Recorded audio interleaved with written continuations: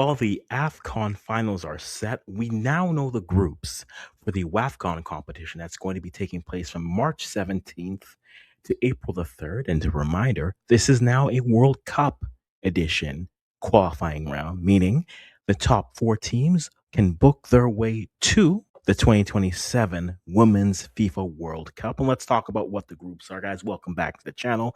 This is the Africans channel. We do primarily Canadian and African content. So if you like one of this, make sure you hit a like, comment, subscribe. If you're into the women's football, let us know who you are rooting for. And let's talk about the groups that we have. The groups were decided today with some very fascinating groups to talk about as we move through. But let's scroll down and see which groups we have. Now, to remind you, since we had our 12 teams, there are a few changes that happened. CAF elected to add 4 more teams to bring it up to 16. Now, I don't have an issue going to 16. I would have rather, though, they had decided to put them in through qualifying because we have 4 teams who failed to qualify in the traditional route, but then were added due to their rank. And as a result, those 4 teams, which are Cameroon, Cote d'Ivoire, Mali, and Egypt, were now able to qualify for WAFCON. And as we said, what is at stake? What's at stake is being the champions of Africa once again, of which it's been Nigeria and friends. The Super Falcons have honed real estate with that trophy. But also the top 4 teams have the opportunity to go directly to the World Cup, but 2 other teams will have the opportunity to qualify through the Intercontinental Playoff.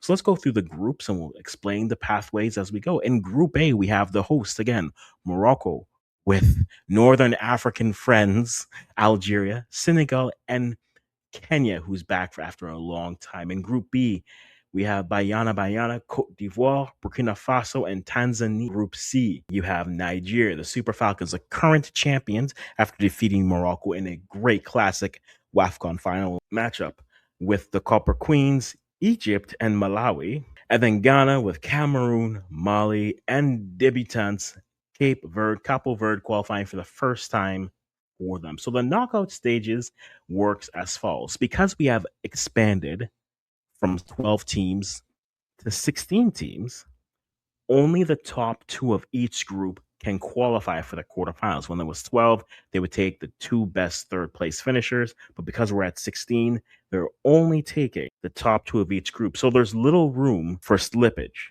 And so does Nigeria have a group of death? I don't know. I think Egypt showed well, but were beaten handily by Ghana in qualifying. Zambia will always have the offensive power, but can they find a way to shore up the defense? If not, I think Nigeria takes that group. I don't think it is a group of death. For Ghana, if this was the last tournament, they would have qualified for the World Cup. Can they build off of their last performance with teams like Cameroon and Mali emerging to take their place on the women's side? And Cape Verde, you never know with the debuting team. They may catch a team off guard. You look at South Africa, a team that finally got the championship a few WAFCONs back with Cote d'Ivoire, Burkina Faso, and Tanzania. Are they a side that can comfortably get through to the quarterfinals?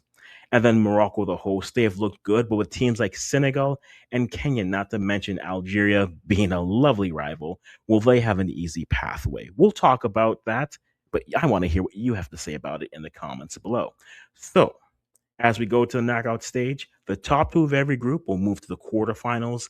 And if you reach the quarterfinals, you will have two opportunities to qualify for the World Cup that's happening in Brazil in 2027. The first is simply winning 1 game. If you are a semifinalist, you are guaranteed a spot in the 2027 Women's FIFA World Cup. If you lose the quarterfinal, the losers will play each other in a playoff match, 1 game, winner take all. And the winners of those 2 matchups will then be sent directly to the Interconfederational Playoff.